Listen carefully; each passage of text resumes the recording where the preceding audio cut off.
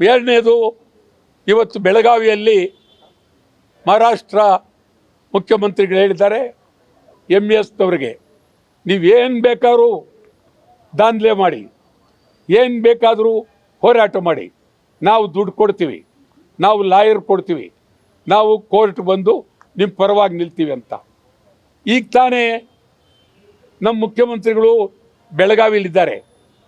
ಅವ್ರಿಗೆ ಹೇಳ್ತೀನಿ, ನೀವು ನಿಜವಾಗಲೂ ಪ್ರಾಮಾಣಿಕವಾಗಿ ಚಿಂತನೆ ಮಾಡಿ ಅಲ್ಲೇ ನೀವು ಮಹಾರಾಷ್ಟ್ರ ಏಕೀಕರಣ ಸಮಿತಿ MESನ್ನು ಬ್ಯಾನ್ ಮಾಡಿ.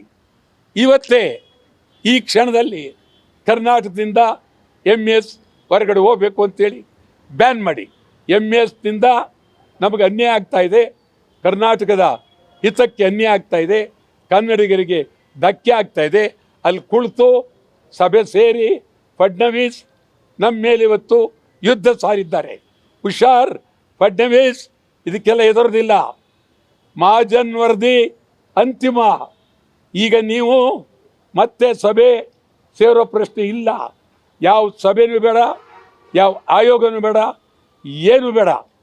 ಮಹಾಜನ್ ವರದಿ ಅಂತಿಮ. ಸುಪ್ರೀಂ ಕೋರ್ಟ್ಗೆ ನೀವು ಬೇಕು ಬೇಕು ಅಂತ ಹೋಗಿದ್ದೀರಿ. ಕರ್ನಾಟಕ ಸರ್ಕಾರ ತೀವ್ರವಾಗಿ ಅದನ್ನು ನಾವು ಎತ್ತರ ವಹಿಸಬೇಕು.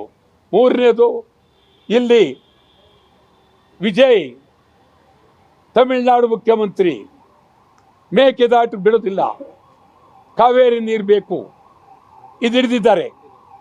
ನಾನು ಹೇಳ್ತೀನಿ, ವಿಜಯ್ ಇದು ಸಿನಿಮಾ ಅಲ್ಲ, ಸಿನಿಮಾ ನಟಪ್ಪ ನೀನು, ಇದು ಸಿನಿಮಾ ಅಲ್ಲ. ಸಿನಿಮಾದಲ್ಲಿ ಡೈಲಿಂಗ್ ಸಂಭಾಷಣೆ ಮಾಡ್ದಂಗಲ್ಲ, ಗೊತ್ತಾಯ್ತಾ? ಹುಷಾರ್. ಕರ್ನಾಟಕದಲ್ಲಿ ಮೇಕೆದಾಟು ಮಾಡಲೇಬೇಕು. ಕಾವೇರಿ ನೀರು ನಮಗೆ ಸಾಲದು. ನೀವು ಮೇಕೆದಾಟು ಬೇಡ ಅಂತೀರಾ ಅಂದರೆ ಬೆಂಗಳೂರಲ್ಲಿರುವ ಎಲ್ಲ ತಮಿಳರನ್ನು ತಮಿಳ್ನಾಡು ಕರೆಸ್ಕೊಳ್ಳಿ, ಈ ಕೂಡಲೇ ತಮಿಳ್ನಾಡು ಕರೆಸ್ಕೊಳ್ಳಿ. ಮೇಕೆದಾಟು, ಮಹದಾಯಿ, ಬೆಳಗಾವಿ ಪಾದಚಾರಿಗಳು ಎಲ್ಲ ಬೇಡಿಕೆಗಳು ಒತ್ತಾಯ ಮಾಡಿ,